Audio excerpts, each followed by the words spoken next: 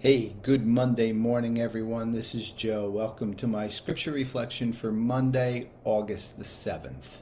Hope you're doing well on this Monday morning.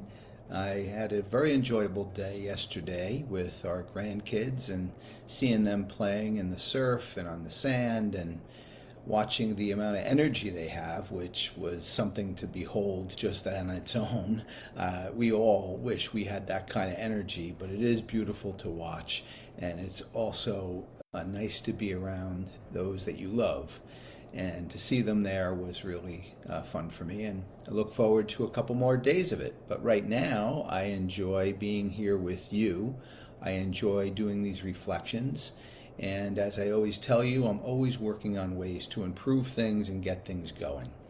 So I think what I'd like to do this morning is, in my travels and in my constant contacts with so many people, social media and otherwise, there's so many out there in need, animals especially, as you know, that I follow.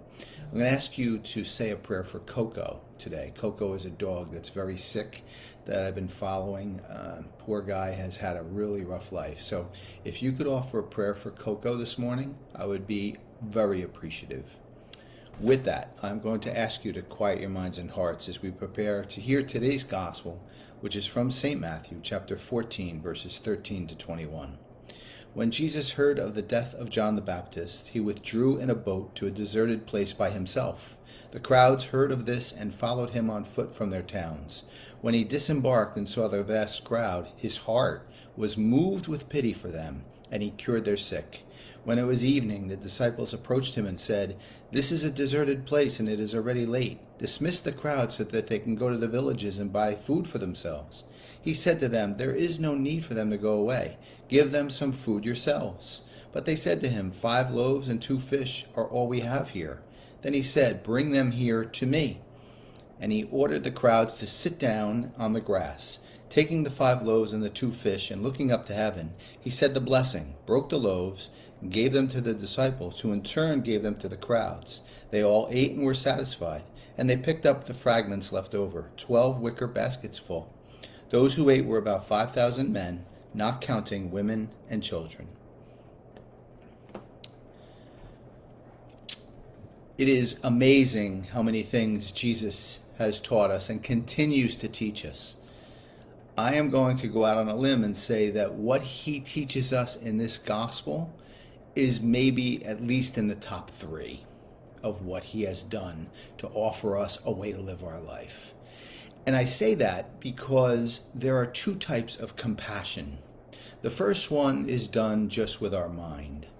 And we have feeling of obligation maybe to offer compassion to somebody, like I have to do this, or yes, it's kind of something I should do after all. And I'm not downing that type of compassion, but it pales in comparison to the compassion that Jesus shows us in the gospel today. You see, Matthew, the gospel evangelist, somehow picks up that Jesus' heart is moved with pity. His heart. He could tell that. Why? He could tell that because Jesus is aware of the situation. He is not doing anything else but connecting himself to the needs that are before him.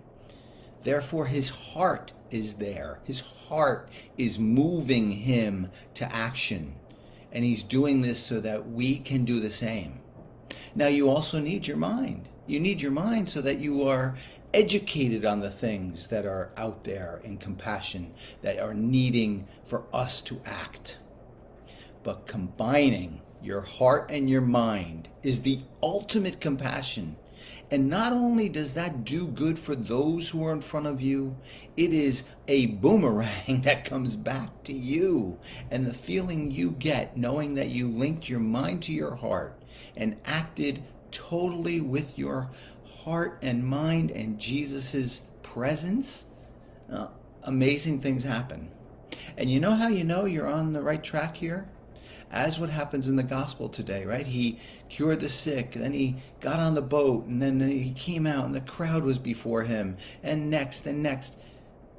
You know you're linking your heart and your mind and acting compassionately when the needs keep popping up. And they will. And then the rest is up to us. This is a ultimate in awareness and keeping ourselves in a present moment by combining our mind and heart and acting compassionately to those in need that God puts before us. Well, my friends, that's my message on this Monday morning. I hope it was helpful for you. I'm not sure if I'm going to be with you here tomorrow. I will see how the day goes, but I will be back another day this week, I promise.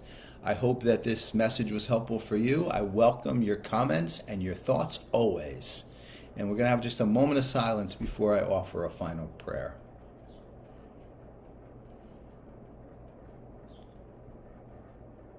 Most loving God, we ask you to always connect our mind and heart so that we are aware of the needs before us that you would like us to act on. Let us continue to spread that out as far as we can to those in need put in our presence, those in need in this world, both two-legged and four-legged creations of your love and devotion. My friends, I wish you all a wonderful Monday, and I'll see you back here soon. Take care, everyone.